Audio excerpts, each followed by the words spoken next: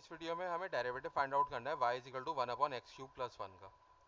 तो देखिए हम बोथ साइड्स को डिफरेंशिएट कर देंगे विद रिस्पेक्ट टू x। तो ये हो जाएगा dy/dx is equal to d/dx of 1/x³ + 1।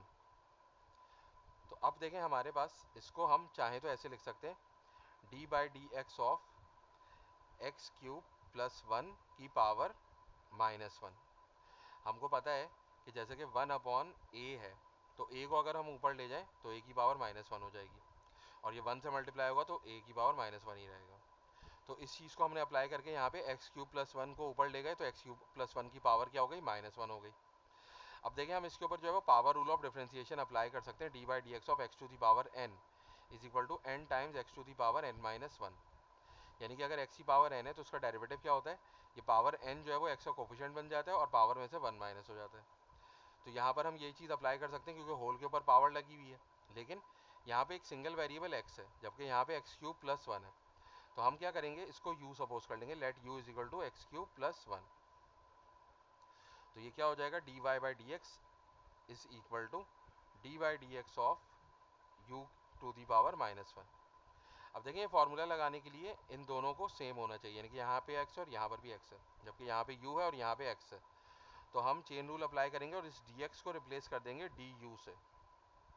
तो ये हो जाएगा d/du ऑफ u⁴ और फिर मल्टीप्लाई कर देंगे du/dx से। तो अब देखें हमारे पास जो है वो, इसका क्या फ़ायदा हुआ कि ये du और du कैंसिल हो जाएगा, dx अपनी जगह पे आ जाएगा।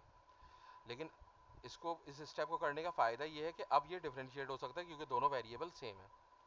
तो जैसे यहाँ पे दोनों वेरिएबल सेम है, तो x की पावर n का डेरिवेटिव n टाइम्स x⁴n-1 है। अब यहाँ पे x की जगह पे u है और n की जगह पे -1 है, तो -1 जो है वो कोफिशिएंट बन जाएगा और -1 में से -1 हो जाएगा। देखें u है हमारे पास, तो इस u का कोफिशिएंट बन जाएगा ये -1 और यहाँ लिख दिया हमने u, और फिर -1 में से -1 हो जाएगा, और फिर ये du/dx है तो ये हो जाएगा d/dx ऑफ u। इस u की जगह पे हम क्या लिख देंगे, x³ + 1 लिख लेंगे।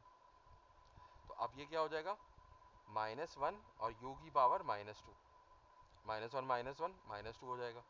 और यहाँ पे हम दोनों के ऊपर डेरिवेटिव अप्लाई कर देंगे, तो ये हो जाएगा d/dx of x³ + d/dx of 1, यानी कि दोनों टर्म्स के ऊपर d/dx अप्लाई हो गया। अब देखें क्या होगा, ये -1/u² हो जाएगा। इस u की पावर -2 को हम डिनोमिनेटर में ले जा सकते हैं और पावर जो है वो पॉजिटिव हो जाएगी। और यहाँ पे हम यही फॉर्मूला यूज़ कर लेंगे x⁴n का। तो हमारे पास क्या है, x⁴ है, तो 3 जो है वो x का कोफिशिएंट बन जाएगा और 3 में से 1 माइनस हो जाएगा, और 1 का डेरिवेटिव क्या हो जाएगा, 0 हो जाएगा।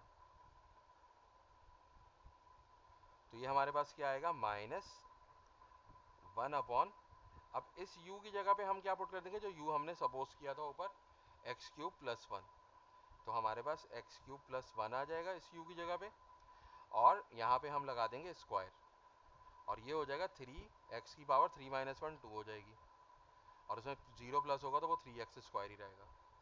अब ये 3x² 1 से मल्टीप्लाई होगा, तो हमारे पास फाइनल आंसर क्या आएगा, -3x² x² + 1 की पावर 2, और यही हमारा रिक्वायर्ड आंसर है।